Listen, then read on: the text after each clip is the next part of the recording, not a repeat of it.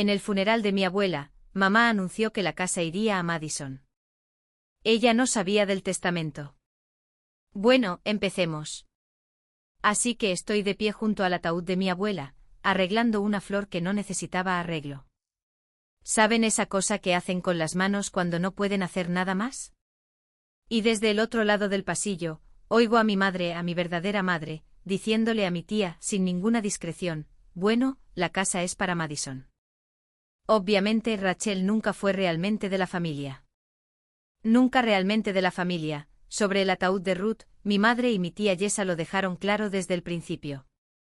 Madison, mi media hermana, no estaba emparentada con Ruth por ni una sola gota de sangre. Yo era la única nieta de Ruth. Ese es el nivel de lógica con el que estamos lidiando aquí. ¿Saben esa sensación cuando una frase simplemente se posa detrás de las costillas y se queda ahí? No dije nada.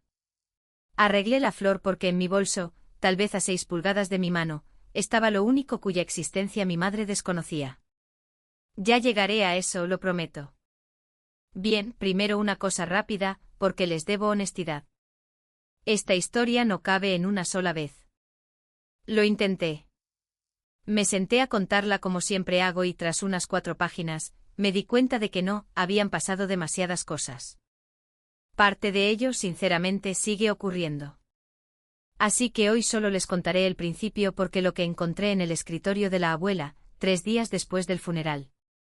Todo es una palabra dramática. Cambió lo que sé de mi propia vida. Llegaremos a eso en orden, ¿de acuerdo? Así que yo. Soy Rachel, de 41 años, enfermera de urgencias, con 15 años de experiencia en planta. Divorciada, una hija, Emma, de 17 años, más alta que yo y el doble de inteligente. Alquilamos un apartamento de 2 habitaciones encima de una tintorería y todo el lugar huele ligeramente a vapor y a esa cosa química de limón. Emma afirma que nuestro sofá huele a recibos, sea lo que sea que eso signifique. Y estaba la abuela Ruth, la madre de mi papá. Esto es lo que deben saber sobre mi familia, y seré breve porque decirlo en voz alta todavía me afecta la mandíbula. Mi papá murió cuando yo tenía 14 años, en un accidente automovilístico. Una mañana estaba haciendo huevos y poniendo su horrible voz de DJ de radio. Y para la cena un policía estatal estaba en nuestro porche sosteniendo su sombrero. Papá tenía 40 años. Casi un año después, quizá 14 meses, dejé de contar hace mucho tiempo, mi madre se casó con Gary. Gary Ensley, vendedor de seguros. Apretón de manos firme. Iglesia todos los domingos. El tipo de hombre que dice cariño como si fuera una tarifa que te está cobrando. Madison llegó poco después. Su bebé y de repente toda nuestra casa giraba en torno a esta niña, lo cual, está bien, los bebés hacen eso. Pero entonces Gary decidió que el bebé debía tener mi habitación. Ventana más grande, dijo, mejor luz para la guardería. Movieron mis cosas al garaje. No estoy siendo dramática. Mi cama estaba al lado del cortacésped. Y cuando me resistí porque tenía 16 años, mi papá había muerto y era mi habitación, Gary puso mi maleta en el porche. Mi madre se paró en la puerta de la casa que mi padre pagó y dijo, cito, tal vez sea mejor para todos si te quedas con tu abuela por un tiempo. ¿Un tiempo? Eso fue hace 25 años. Ruth me acogió esa misma noche. Ni discursos, ni siquiera un abrazo, no era su estilo. Miró la maleta, me miró y dijo, bueno, espero que te guste el pastel de carne porque es martes. Esa fue toda la ceremonia de adopción, pastel de carne. Me pagó la escuela de enfermería, y solo años después descubrí cómo había vendido su buen coche para el primer pago de la matrícula. Condujo un pequeño coche destartalado durante una década y le dijo a todo el mundo que simplemente prefería los coches pequeños. Encontré el recibo del concesionario guardado en su Biblia. Nunca le dije que lo sabía. Ahora ya no puedo. Así que cuando el hospicio llamó a las 4 de la mañana, y nadie llama a una enfermera a las 4 para charlar, ya saben lo que significa esa llamada. Ya estaba vestida antes de que la mujer terminara su frase. Ruth se apagó en su sueño a los 88 años. Yo había estado allí la noche anterior, le había tomado la mano a través de la barandilla de la cama, y lo último que me dijo, lo juro por lo que sea, revisa la luz del porche, se meten las polillas, no adiós polillas. Me senté en el estacionamiento del hospicio hasta el amanecer, con las manos en el volante como si estuviera conduciendo a algún lugar. No lloré. Eso llegó mucho después por algo estúpido, que al parecer es como estoy hecha. Entonces hice lo de la hija decente, llamé a mi madre. La primera llamada de verdad en unos 2 años. Contestó al segundo timbrazo, lo que debería haberme dicho algo. Y dije, mamá, la abuela Ruth falleció esta mañana. Hubo una pausa de 3 segundos, quizá. Trabajo en urgencias, sé cómo suena el dolor cuando le llega a una persona por teléfono. Esto no era dolor, esto era aritmética. Luego me dice, oh cariño, qué duro es esto. No te preocupes por nada, nosotros nos encargaremos de todos los arreglos. Esto es un asunto familiar ahora. Un asunto familiar de la mujer que no había visitado a Ruth desde la boda de algún primo hace 10 años, o quizá más. Y tengo que explicar las cuentas en la cabeza de mi madre aquí, porque de lo contrario, nada de lo que sigue tendrá sentido. En su versión del mundo, la muerte de papá la convertía en la hija de Ruth, la única familia de Ruth. Así que todo lo que Ruth tenía, naturalmente pasaría a ella y a través de ella, directamente a Madison. Porque durante 25 años, Madison había sido el único propósito de todo. Gary lo respaldaba con esa confianza suya de folleto. Sin testamento decía, todo va a los parientes más cercanos, y los parientes más cercanos, obviamente, significan la viuda. Él vendió seguros durante 30 años. Así que la familia simplemente le creyó sobre cómo funcionaban la muerte y el papeleo. No importaba que la única persona viva que compartía sangre con Ruth Carter fuera yo. Un detalle menor. Y a Madison se le había dicho desde pequeña que la casa del lago sería suya algún día. La abuela lo prometió, le gustaba decir. La abuela nunca le prometió a esa chica ni un vaso de agua. Debería haberlo entendido en ese momento, la forma en que se apoyaba en la palabra familia, como una puerta cerrándose conmigo en el lado equivocado. Pero yo estaba cansada y mi abuela estaba muerta. Así que solo dije, de acuerdo, mamá. De acuerdo. El de acuerdo del que más me he arrepentido jamás.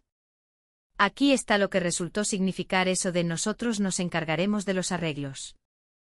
Yo ya había estado en Harwells para entonces, la funeraria, un lugar familiar, que llevaba allí desde siempre. Un pequeño cuenco de caramelos de menta en el escritorio, que sospecho que es anterior al edificio. Yo había elegido el ataúd de roble sencillo. Ruth me había dicho años atrás, palabras exactas, pino o roble, flores silvestres, y no te atrevas a dejar que nadie me ponga lirios. Los lirios huelen a disculpas. Ella quería rudbeckias de su propio jardín. Así que eso fue lo que arreglé. Y el señor Harwell lo anotó todo a lápiz, lenta y cuidadosamente como si fuera una receta. 2 días después, me llama y tiene esa voz cautelosa. Es la misma voz que uso cuando tengo que decir a un paciente que su seguro denegó lo que necesitaba. Me dice, señora, su madre vino ayer. Mejoró el ataúd al paquete Regencia, de caoba. Cambió las flores por lirios blancos y dijo que facturáramos a la herencia. ¿Facturar a la herencia? No había preguntado qué quería Ruth, había preguntado cuánto valía Ruth. Y miren, sé cómo suena, ¿quién pelea por un ataúd? Nadie, nunca se trató del ataúd. Entró en una funeraria y mejoró el funeral de mi abuela como si fuera un coche de alquiler, porque en su cabeza ya estaba gastando el dinero. Así que le dije al señor Harwell, vuelva a ponerlo todo. Yo soy el contacto en los papeles, haremos lo del roble y las flores de su jardín. Y él se rió, se disculpó por reírse y dijo, su madre llamó a esas malas hierbas. Yo le dije, señora, por aquí las llamamos flores silvestres. Un hombre pequeño con gran alma. Sin embargo, siguió.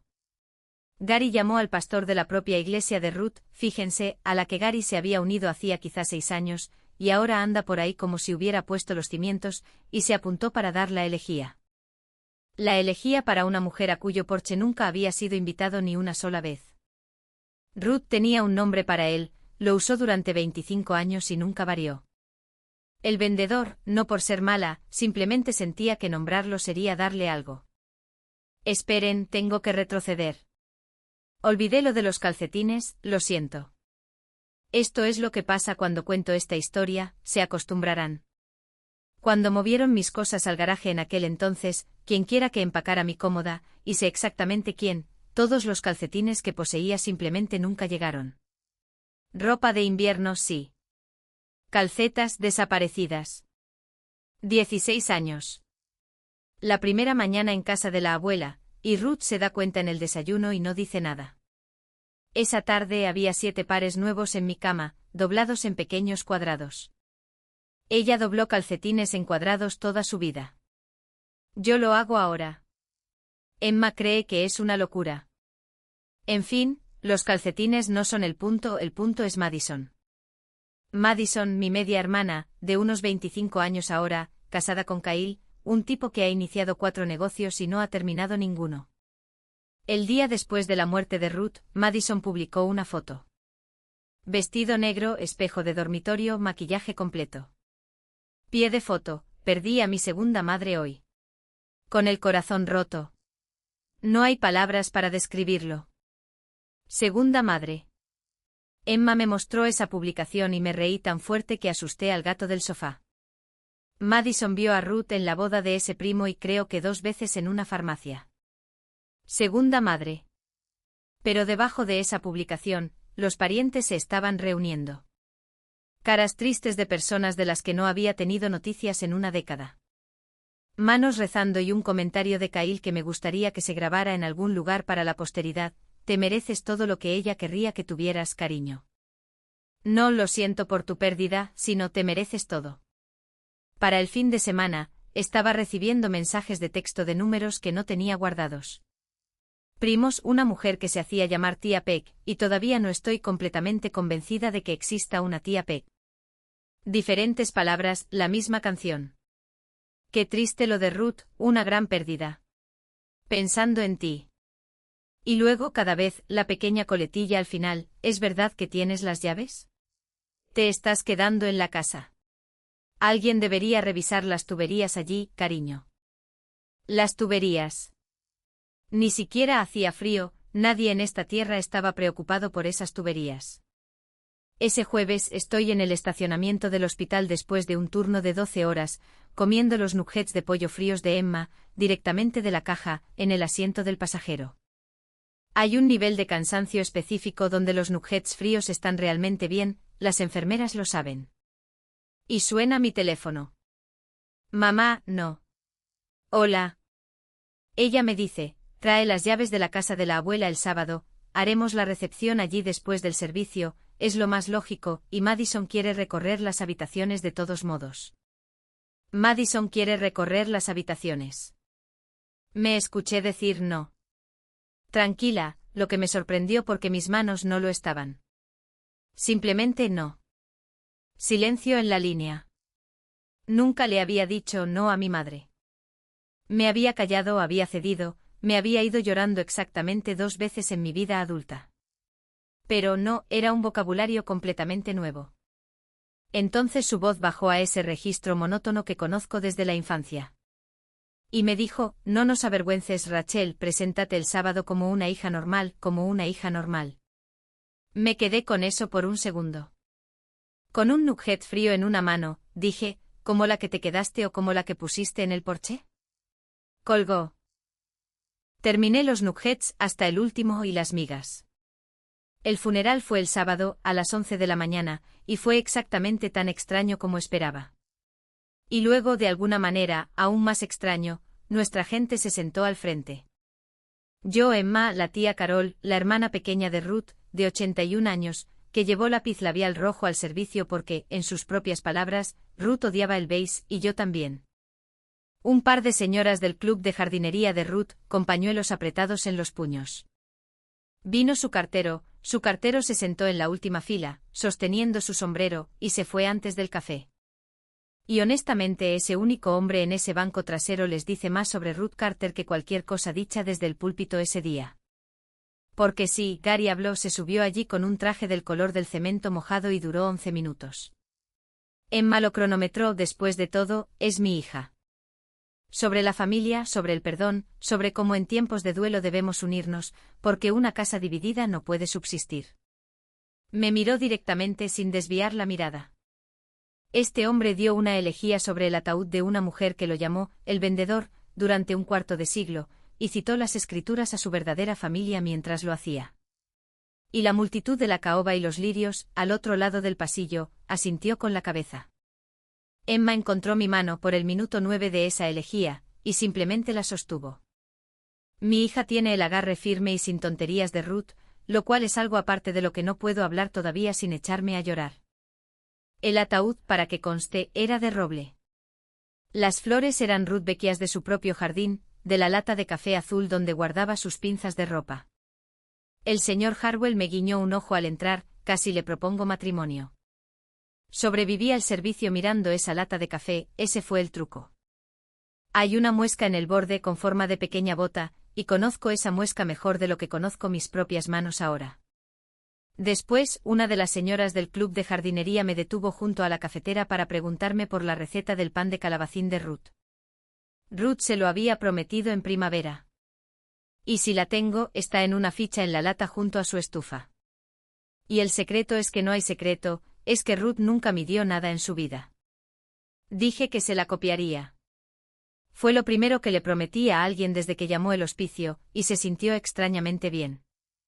Luego en el salón parroquial está la mesa larga, ya saben la mesa, bandejas de papel de aluminio, la ensalada ambrosía de alguien, 3 cazuelas de judías verdes separadas, porque nadie en ninguna iglesia de este país se ha coordinado jamás.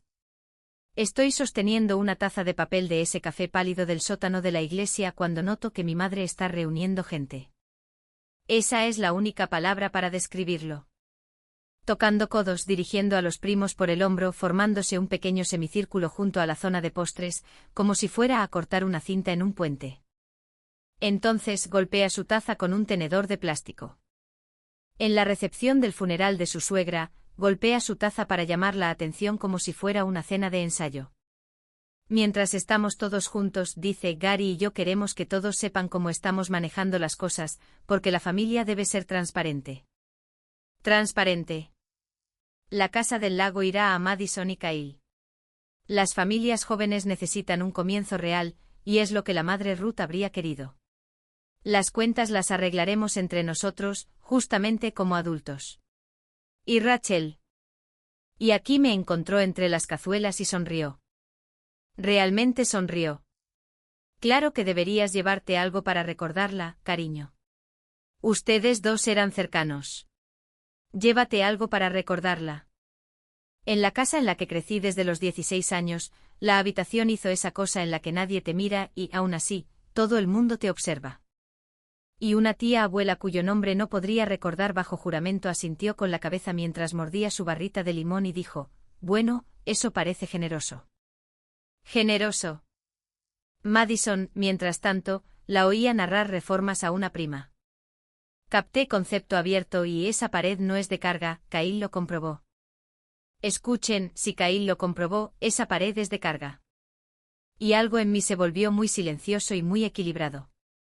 Las enfermeras también lo sabrán. Es ese último segundo antes de que le des un electroshock a un paciente, cuando la habitación está ruidosa y tus manos simplemente conocen el orden de las operaciones. Dejé el café y dije sin levantar la voz, lo he repetido 100 veces y no lo hice. Dije, Ruth tenía un abogado, Frank Delgado, en el centro o encima de la zapatería. El testamento se lee el martes a las 10 de la mañana. Quizá convenga esperar a derribar sus paredes hasta entonces. Habrían pensado que volqué la mesa de las cazuelas. La cara de mi madre pasó por unas 4 estaciones. Gary dejó su plato, se limpió la boca con una de esas diminutas servilletas de cóctel, tan lento, y dijo, ¿qué testamento? La madre Ruth no estaba en condiciones estos últimos años para firmar papeles legales, todo el mundo lo sabe. Todo el mundo lo sabe, todo el mundo lo sabe. Pues no, no todo el mundo lo sabía. Desde el extremo de la mesa donde estaban los pasteles, la tía Carol, con su alegría mortal. Me ganó al Scrabble en marzo, jugó quijotesco en un triple, en ninguna condición. Bendita sea esa mujer y su lápiz labial rojo. Nos fuimos antes de que se armara un espectáculo, más bien un mayor espectáculo. En el coche Emma estuvo callada durante una milla, luego levantó su teléfono. Madison ya había publicado desde el muelle, el lago, la puesta de sol, sus sandalias. Pie de foto, pronto nuevo capítulo. Nuevo capítulo. Cariño, no tienes ni idea. La oficina de Frank Delgado se encuentra encima de la zapatería, en el centro. Letras doradas en el cristal, la mitad de ellas descascarilladas. Un ventilador de escritorio funcionando en octubre y apuntando a ninguna parte. No sé por qué ese ventilador me relajó, simplemente lo hizo. Algunas oficinas se sienten como consecuencias, y esta se sentía como una cocina. Todos vinieron, obviamente mamá con su negro de funeral, ronda 2. Gary llevando una carpeta de cuero, una carpeta como si estuviera allí para cerrar la compra de un coche. Madison y Kyle vestidos como para una sesión de fotos de pareja. Kyle me abrió la puerta, le concedo eso. Luego se inclinó y dijo muy suave, sin resentimientos, ¿verdad? Lo cual es algo que la gente solo dice mientras lleva un almacén de resentimientos en reserva. Frank tiene unos 60 y tantos, bigote gris, un par de gafas empujadas hacia arriba en la cabeza, un segundo par en una cadena, y ningún interés en el drama, en absoluto. Y como las películas nos mintieron a todos, la gran lectura dramática de un testamento, en su mayoría, no es algo real. Normalmente es papeleo y correo. Pero Ruth le había pedido a Frank años atrás que lo hiciera a la antigua usanza, solo por esta vez, todos en una habitación, escuchándolo juntos. Ella planeó esto, recuerden eso. Así que Frank se pone las gafas de cadena y con la voz más bass que jamás hayan oído, una voz con moqueta de pared a pared, comienza a leer, la casa del lago y todo lo que contiene. Las cuentas, el coche, las herramientas de jardín, la colección de edredones que podría equipar un pequeño hotel. Todo ello. Y leyó mi nombre completo, Rachel Ann Carter, y mi nombre completo cayó en esa habitación como una bandeja que se cae. Todo para mí, única beneficiaria y ejecutora. Lo que Frank explicó sobre el ruido que se levantó inmediatamente, significa que soy la responsable legal de llevar a cabo los deseos de Ruth. También había una carta, de una página, con mi nombre en su letra. Hay una línea en esa carta que no les leeré hoy, no para ser misteriosa, sino porque la he leído quizá 200 veces ya, y mi garganta todavía hace esa cosa. Más tarde les prometo que la escucharán. ¿Y Madison? Ruth le dejó a Madison la vajilla, el juego con los pajaritos azules. Frank, con absoluta inexpresividad, leyó la nota que Ruth había adjuntado, cito, para Madison, quien me dijo en acción de gracias que era lo único de mi casa que le gustaba. Madison dijo eso en un día de acción de gracias en voz alta, a la cara de Ruth, y mi abuela de 88 años lo escribió, lo llevó a un abogado y lo hizo legalmente vinculante. Lo siento, pero eso es lo más divertido que alguien ha hecho con una hora facturable, e incluyo todo lo que Kyle ha facturado jamás. Nadie más se rió. Gary estaba de pie antes de que Frank terminara la frase influencia indebida. No paraba de decir, aisló a esa pobre mujer. Impugnaremos esto, ningún juez de este condado. Ese tipo de charla. La carpeta finalmente abierta, un dedo yendo como un metrónomo, y Frank hizo la cosa más grande que jamás he visto hacer a un hombre con gafas de lectura. Deslizó una hoja de papel por el escritorio, la golpeó 2 veces y dijo, evaluación de capacidad de su médico, fechada la misma semana en que firmó su testamento. Ella me dijo que su yerno vendía seguros, y sabía exactamente cómo piensan los vendedores. El vendedor desde la tumba. Pude haberme subido a mi silla y haber vitoreado. Mi madre no había dicho una sola palabra durante todo aquello. Luego se levantó lentamente, se alisó la falda y me miró como se mira una mancha en un mantel alquilado. Siempre fuiste una extraña en esta familia, dijo siempre. Aquí está la cosa, sin embargo. Una semana antes, junto al ataúd, básicamente esa misma frase se había posado detrás de mis costillas, y se había quedado allí como una piedra. Esta vez nada, porque tenía razón y porque fue, si lo piensas bien, lo más amable que me había dicho en años. Así que dije, lo sé. Gracias por hacerme una. Lo mejor que me pasó fue ese porche. Salieron en fila. Kyle tomó un caramelo de toffee de la fuente en el escritorio de Frank al salir. Por supuesto que lo hizo. Esa noche Emma y yo fuimos en coche al lago. Hice té en la tetera abollada de Ruth. El silbido es plano, más un suspiro que un silbido. Se negaba a reemplazarla porque técnicamente aún silbaba. Y nos sentamos en el porche bajo la manta de cuadros que huele a cedro y ligeramente a tostada. Y después lavé 2 tazas en su fregadero en lugar de una. Y eso, de todas las cosas, fue cuando finalmente lloré por las tazas. Ya les dije cómo estoy hecha. Pero antes de eso, esta es la parte a la que les dije que se aferraran al principio. Lo que tenía en mi bolso en el funeral. Venía de su escritorio. Yo había estado allí esa semana, buscando el archivo de impuestos de la propiedad, porque ese es el trabajo de la ejecutora ahora, soy yo. En el cajón de abajo, debajo de los buenos manteles, había un sobre con una goma elástica gruesa alrededor, que se había vuelto blanda y pegajosa, como hacen las gomas viejas. En el frente, con la letra de Ruth, una palabra. El nombre de mi padre, Tom. Ninguna carta dentro, solo recibos. La oficina de un investigador privado, a 2 pueblos de distancia. $400 al mes. Mes tras mes durante 6 años, el último con fecha de esta primavera. 2 meses antes de morir, tenía 88 años y todavía le pagaba a un investigador. Y sujeto detrás de los recibos un recorte de periódico sobre el accidente de mi padre, amarillento en los pliegues, con una palabra escrita en el margen. Subrayado 2 veces con el bolígrafo azul de Ruth. No les diré esa palabra esta noche, no puedo. He intentado decirla en voz alta 2 veces ya, y en ambas ocasiones mi voz simplemente se detuvo. Hay cosas a las que hay que prepararse, yo aún no estoy ahí. Lo que sí puedo decirles es esto, pensé que la historia terminaba ese martes en la oficina de Frank. Ataúd, testamento, listo. Triste y feo, pero terminado. Saben, no terminó. El funeral no fue el final de nada. Y sigo pensando en ella, mes tras mes, año tras año.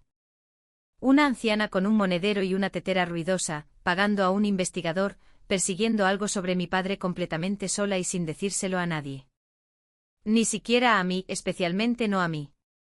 Así que no, esto no ha terminado. La casa, el testamento, todo eso, resultó ser la parte pequeña. El resto se lo contaré cuando tenga la fuerza para volver a recorrerlo, porque parte de ello todavía duele de una manera para la que aún no tengo buenas palabras. Y es la parte que más importa. Denme un poco de tiempo. Llegaremos allí juntos. Condujimos a casa tarde. Emma se durmió en el asiento del pasajero con los zapatos quitados. Antes de irnos revisé la luz del porche tal como Ruth me pidió, se meten las polillas. Revisas la luz, eso es lo que haces ahora. Ese fue el episodio 1 de la historia de Rachel, y créanme apenas está comenzando. El episodio 2 ya está en marcha. Y si lo quieren antes díganmelo en los comentarios, solo escriban episodio 2. Así sabré que están esperando. Y eso ayuda a más gente a encontrar esta historia. Y mientras están ahí abajo, ¿qué creen que escribió Ruth en ese margen? Leo todos los comentarios. Suscríbanse y toda la serie vive en la lista de reproducción de abajo. Nos vemos en el episodio 2.